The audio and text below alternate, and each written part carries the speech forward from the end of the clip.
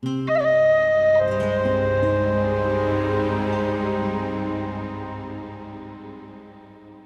am filming right now with the Canon R7 and the RF 35mm at f1.8. Budget, very sharp and versatile lens with a wide aperture and image stabilization that can do mostly everything: street, landscape, portrait, travel, astro, documentary, macro and more.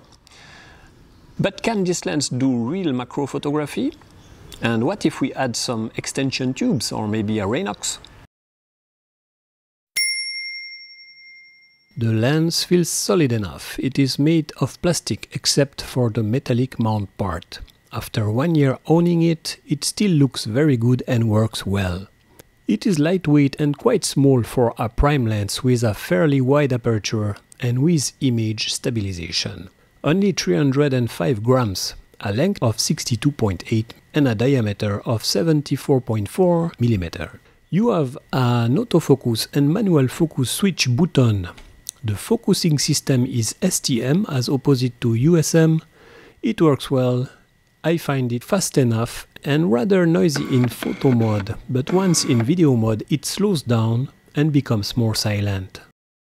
There is also a stabilization button with mode on and off. To make sure that you see a difference, I'll demonstrate by holding the camera only with one hand.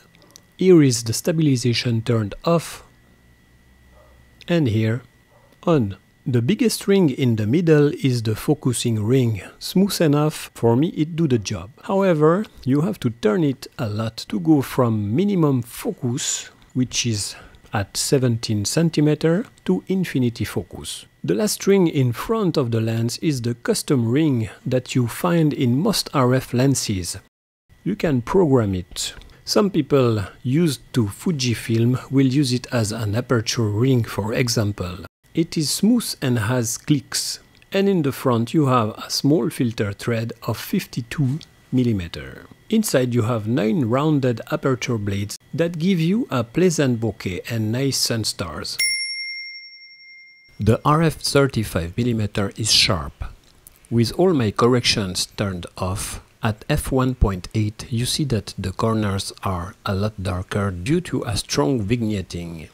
You see that there is also a bit of chromatic aberration. There is also a bit of distortion. Nothing dramatic, especially if you are shooting in the Philippines. At f4 all problems are almost gone. Quickly, here you have a sunstar effect at f10 and here at f16. The superpower of this lens is that you can really use it for everything except for distant subjects like the moon or some wildlife. 35mm is very popular and versatile. This photo is shot at f1.8, no editing yet, just the neutral Canon profile. You can clearly see the color fringing around the buoy and on this white lamp as well. Here is the final result. I found that dog laying on this mini wall under the early morning sunlight. He became my subject for a while and I'm quite happy with the results. His owner was sitting a few meters away and decided to join the photo shoot. Here is a photo not yet edited, just the neutral Canon profile, shot at f2.8, shutter speed 1/2000th of a second and ISO 100. The fringing problems are minimum. Maybe you can guess some purple in the hair, but overall the picture is quite nice. Here is the final result. And guess what? The friend of the owner of the dog was just behind that wall and was very happy to show me his next meal. So I went down there to take a better photo. The horseshoe crab is estimated to be a 450 million years old species. 35mm is a good choice for street photography as well. Here we have a photo that I like. f8, shutter speed 1/160th of a second, ISO 160. A last picture so I can show you how good this lens is for close-up. With the RF 35mm we have a magnification ratio of 0.5 to 1. Let's make a few tests to find out what is the new ratio and minimum focus distance when using the Raynox M250 and my 31mm of extension tubes. My Canon R7 sensor is 2.2 cm large. If I take a picture of a ruler at minimum focus distance, I can calculate the ratio. So using only the RF 35mm at minimum focus distance, we have 4.4 cm, which is double the size of the sensor. So Canon is not lying, this is a 0.5 to 1 ratio. And still only with the RF 35, we have a working distance of 6.6 mm, which is excellent. Now with the Raynox attached to the lens, we have 3 cm.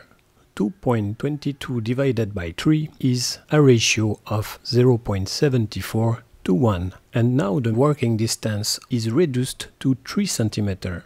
With the 31 cm of extension tubes at minimum focus distance, we have a ratio of 1.48 to 1, which is very good.